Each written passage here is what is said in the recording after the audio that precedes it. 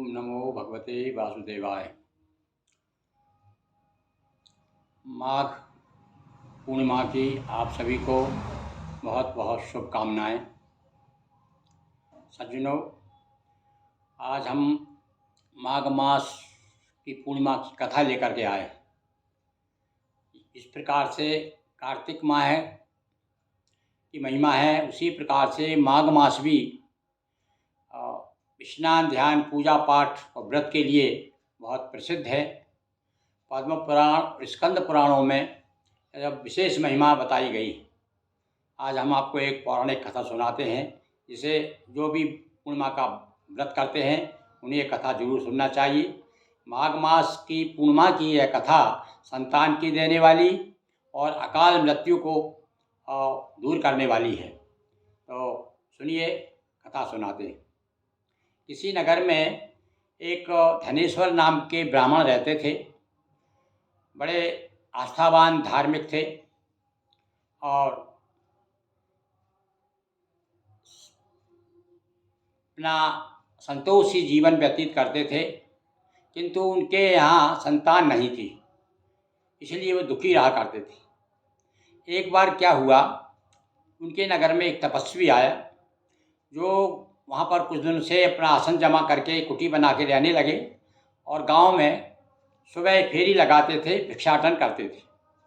तो पूरे गांव में भीख मांगने जाते, किंतु इनकी पत्नी जो रूपवती थी उनके यहाँ पर भीख नहीं लेता था। वो उसके बाजू में भीख लेता, इस तरफ लेता, इस तरफ लेता और चला जाता। 2-4 बार जब उसने देखा, उसकी पत्नी ने अपने पति से कहा कि देखिए, ये महाराज आते हैं, मेरे यहाँ से भीख नहीं लेते और आसपास से लेकर चले जाते हैं, क्या कारण है, पता लगाओ। और मुझे शर्मिंदा होना पड़ता है, दुखी होती हूँ मैं देख करके, सबके यहाँ भीख मांगता है, भिक्षाटन करता है, मेरे यहाँ नहीं आता। तब पंडित जी वहाँ गए, जा कर के महाराज की कुटी के जाकर प्रणाम किया, पूछा, महाराज जी क्या बात है, मुझे ऐसा पता चला है कि आप मेरे यहाँ से भिक्षा प्राप्त नहीं करते। तब उसने कहा कि भाई, मुझे पता चला कि तू संतानहीन है, तेरे यहाँ संतान नहीं है, और जिसके यहाँ संतान नहीं होती उसके यहाँ का भोजन नहीं करते हम लोग, क्योंकि वो पतित माना जाता है। तो और दुखी हो गया। पहले दुखी तो था ही, पर और ज़्यादा दुखी हो गया वो। उसने कहा कि महाराज, कोई इसका उपाय बताइए, और इस प्रकार से मेरा अपमान भी आप करते हैं, तो उपाय भी आपको ही बताना है। तब उन्होंने कहा, भाई तू एक काम कर, चंडी देवी का व्रत कर, 16 दिन मंत्र दे दिया, उसका भजन कर, उसकी तपस्या कर और 16 दिन स्नान कर माघ मास का।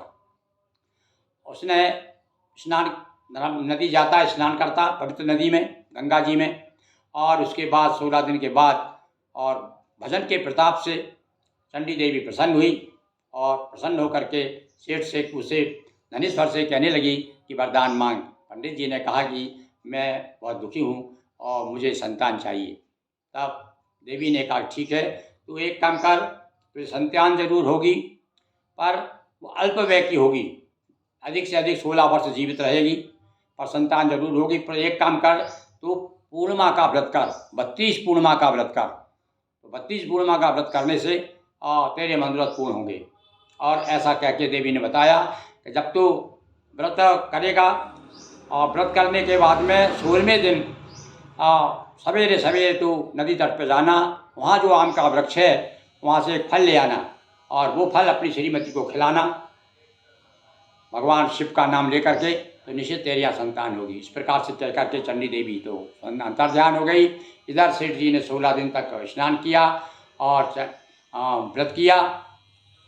इसके बाद में जैसा कि देवी ने कहा था, आम के वृक्ष से उसने आम का फल लिया और जा कर के भगवान शिव का नाम लेकर के उस फल पत्नी को खिलाया, से वो गर्भवती हुई और उसके यहाँ बच्चा हो गया। बच्चा तो हो गया, पर दोनों पति पत्नियों को मालूम था कि इसकी उम्र केवल 16 वर्ष के लिए, पर फिर भी ठीक है भाई, अपन हमारे यहाँ कहता ना भाई, नहीं मामा से कान्ही मामा अच्छा, संतान थी नहीं तो कहने तो हो गए भाई संतान है, देखे भगवान से हम प्रार्थना करें किसी प्रकार से। तो उनको विश्वास था, पूर्णिमा का व्रत करने लगे। और इधर जो है 16वें 15वां वर्ष में जब बच्चा लगा, तब उन्होंने सोचा कि चलो इसको भगवान शिव की शरण में भेजा जाए। तो किसी भी बहाने से उसको अपने मामा के साथ भेज दिया कि तू काशी जा और इस बहाने इसको ले जा, अपने साले से कहा, और इसको वहाँ पर काशी जी में पढ़ा। और मन में सोचा होगा कि भाई भगवान काशी की नगरी है, वहाँ पर भगवान शिव की इसके ऊपर कृपा होगी, क्योंकि भगवान शिव तो मृत्युंजय है, मृत्यु को भी मतलब मृत्यु को भी हटा देने वाले हैं, भावी मिट सकें त्रिपुरारी, होनहार को भी मिटा देते हैं। तो ऐसा सोचकर उसने भेज दिया। अब बीच में क्या होता है, रास्ते में ही एक जगह एक सेठ के एक बारात जा रही थी, और इस बीच में क्या हुआ कि दूल्हा किसी कारणवश उसमें आंखों में कुछ खराबी आ गई, दिखना बंद हो गया उसको। अब इधर तो बारात का समय आ गया, लगन का समय आ गया, रात का समय था, शादी होनी थी, और ये रास्ते में जिस धर्मशाला में ठहरे थे वहीं बारात ठहरी थी। तब इसके पास में आए, उससे कहा कि भाई ये जो आपका लड़का है कौन है आपका? तो उसने कहा हमारा भानेज है। बोले आप रात भर के लिए हम इस दूल्हा बनाना चाहते हैं। और उसके बाद सोचा हुआ उसने कि ठीक है, सवेरे विदा हो जाएगी तो मैं अपने लेकर बहू चला जाऊँगा। तो पर इसने देखो मामा लोभ में आ गए। मेहमान कहा ठीक है, इसको दहेज मिलेगा, हमको देना पड़ेगा। इनका बिल्कुल हमें मंजूर है। लो साहब, एक नकली दूल्हा बन करके और उसको वहाँ पर उसकी रात को भावर पड़ जाती है, और वो जिसका नाम देवीदास रखा गया था उसकी। और अब क्या होता है, सब शादी होने के बाद में जब दूल्हा दुल्हन दोनों भोजन करने बैठते हैं तो ये भोजन नहीं करता और ये बहुत रोने लगता है। अब वो पूछती है कि आखिर बात क्या है पतिदेव, आप इस प्रकार से उदास क्यों हो, रो क्यों रहा है? तब उसने सही सही बताया कि सुनो, मैं तुम्हारा पति नहीं हूँ, और मुझे में तो ऐसी बात है इस प्रकार से, और मुझे रात भर के लिए पति बनाया, तुम्हारा पति नहीं हूँ, तुम्हारा पति वो है। तब तो भैया वो तो कोई भारतीय नारी थी, और भारतीय नारी तो जन्म जन्म एक ही पति के सिवा दूसरा कोई ग्रहण नहीं करती। हमारे यहाँ तो विधवा भी हो जाती, पूरा जीवन व्यतीत कर देती महिलाएं।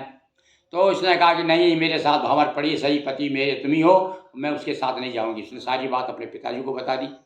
और बाद में जब उसने कहा कि ठीक है, पर सुनो, मुझे मालूम है पिताजी ने मुझे भेजा है, मेरी उम्र कम है, 1 साल की उम्र बची मेरी, इसलिए तुम मेरी चिंता छोड़ो। उसने कहा कि नहीं, कुछ भी हो, मैं तुम्हें पति मान चुकी हूँ। तब उसने फिर क्या किया, एक अंगूठी दे दी, एक रुमाल दे दिया उसको, और कहा कि मैं जा रहा हूँ काशी, और सुन तुम अपने फूल बगिया लगा देना, एक बगीची लगा देना, है ना, और उसमें एक मल्लिका का पौधा लगाना, और वो यदि मल्लिका लगाने के बाद में उसको अच्छी तरह से देखभाल करना, यदि वो सूख जाए तो समझ लेना कि मैं मर चुका हूँ, और यदि वो हरा रहा आया तो समझ लेना कि मैं जीवित हूँ। तो उसने वैसा ही किया। अब वहाँ पर समय आया, 1 साल पूरा हुआ, 16वां वर्ष लगा, उसको तो 1 साल जीना था। कहते हैं स्वयं उसको लेने के लिए वो उसके माता पिता इधर तो व्रत करते थे, और उसका पूर्णिमा का व्रत, तो पूर्णिमा के व्रत के प्रभाव से यमदूतों का हिम्मत नहीं पड़ी, सर्प भी आया काटने के लिए तो वो चला गया। तो फिर काल स्वयं आया। जब काल स्वयं आया तो उसी समय भगवान शिव प्रकट हो गए। काशी की नगरी थी, और उसी सब भगवान तो घट घट की जाने वाले समझ गए थे ये क्यों आया है यहाँ पर। उस भगवान शिव ने आकर प्रसन्न होकर के और काल को टाल दिया उसकी, और उसके कहते ठीक है, तुम्हारे माता पिता ने व्रत किया है पूर्णिमा का, तो पूर्णिमा के व्रत के कारण तुम्हारी अकाल मृत्यु भी टल गई, जो तुम मरने वाले थे। इस प्रकार से भगवान उसे वरदान दे करके और उसको कहना चाहिए जीवित करके, मूर्छित हो गया था बीच में, क्योंकि काल ने पाशाश फेंका होगा, मरा नहीं था, वो मूर्छित हो गया था, तो उसके बाद जीवित हो गया। और जब लौट करके आए, अब इधर इसी बीच में क्या हुआ, जब समय वो उस काल का अवसर आया था तब वो पौधा सूखने लगा था, तो वो घबराने लगी थी कि अरे, कुछ थोड़े समय के बाद में फिर वो हरिया गया, तो वो समझ गई कि मेरा पति जीवित है। ये लौट के आए, वहीं पर पहुँचे मामा, उसने कहा कि मैं मेरी पत्नी से मिलाओ, पत्नी को साथ लेकर के चले गए। और इस प्रकार से ये भी धनेश्वर भी अपनी पत्नी के साथ में पूर्णिमा का व्रत करता रहा। इस प्रकार से माघ मास की पूर्णिमा को उसने व्रत शुरू किया था, इसलिए माघ मास की पूर्णिमा का बड़ा महत्व है। जो भी इस पूर्णिमा पे जो माताएं बहनें या जो सज्जन पूर्णिमा का व्रत करते हैं, और उन्हें संतान की निश्चित रूप से, क्या भैया श्रद्धावान लभते ज्ञानम विश्वास यदि है विश्वास फलदायकम, तो निश्चित रूप से उसके यहाँ पर उसकी मनोकामना पूरी होगी। तो इस प्रकार से यह सुंदर पूर्णिमा का व्रत है।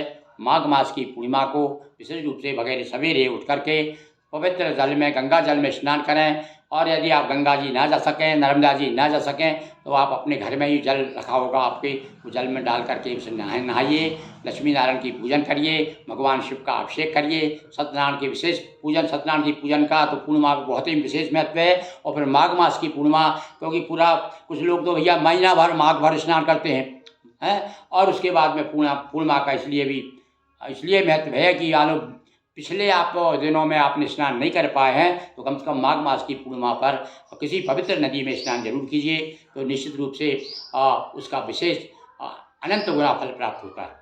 बोलिए लक्ष्मी नारायण भगवान की जय, सत्यनारायण भगवान की जय।